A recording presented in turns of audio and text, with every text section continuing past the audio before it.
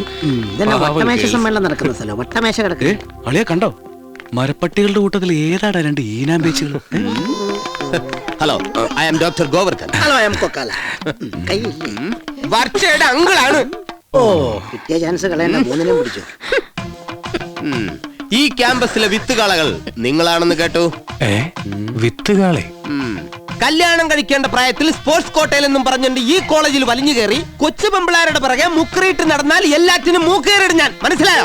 നിങ്ങളെ ഏത് കൊമ്പത്തെ കാശാരുടെ മക്കളായാലും ശരി, ഈ കോളേജിൽ നിന്ന് പുറത്താക്കാൻ ഈ ഡോക്ടർ ഗോവർദ്ധന്റെ ഒരൊറ്റ ഫോൺ കോൾ മാത്രം മതി. You are understand? എന്നെ വീട്ടിൽ അല്ല ക്ലാസ്സില്. എങ്ങനെയുണ്ട് എന്റെ വിരട്ടൽ? എന്റെ സ്വപ്നത്തിൽ പോലും വിചാരിച്ചില്ലേ മാറി പേടിച്ചു പോകുന്നു.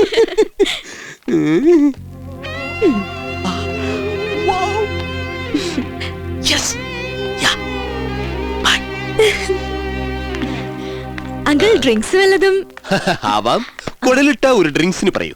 5 കൂൾ ഡ്രിങ്ക്സ്. ഓൾറെഡി. വർഷ, അങ്കിൾ ഡോക്ടർ. ഡോക്ടർ സാർ, എന്റെ കുട്ടികൾക്ക് തീരെ ആരോഗ്യമില്ല, എന്തെങ്കിലും മരുന്ന് പറഞ്ഞു തരണം. നിന്റെ കുട്ടികൾക്ക് മാത്രമല്ല, നിന്റെ കെട്ടിയോൾക്കും ആരോഗ്യം ഉണ്ടാവില്ല.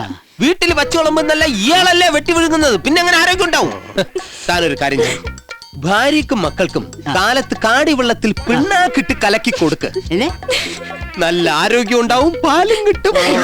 നമുക്ക് പോവാം. പിന്നെന്താ, ഇതിൽ കുടലിടുന്ന് പറഞ്ഞിട്ട് കുടലൊന്നും ഇട്ടില്ലല്ലോ. ഇത് അലോപ്പതി അല്ല, ഹോമിയോപ്പതി അല്ല, ചിലപ്പോ പ്രകൃതി ചികിത്സ ആയിരിക്കും. ഞാൻ ഈ കോളേജിന്റെ കുറെ ഭാഗം ഒന്ന് കറങ്ങിയടിച്ചു. ഇവിടെ ആമ്പിള്ളേരെക്കാൾ കൂടുതൽ പെമ്പിള്ളേരാ. സൂക്ഷിച്ച് കൈകാര്യം ചെയ്തിട്ടുണ്ടെങ്കിൽ ഇവിടെ പല കാര്യങ്ങളും നടക്കും, അത് ഉറപ്പാ. അത് താൻ സൂക്ഷിച്ചാൽ മാത്രം അല്ല, എന്റെ കണ്ണി പെട്ടോണ്ട് ഞാൻ പറഞ്ഞ.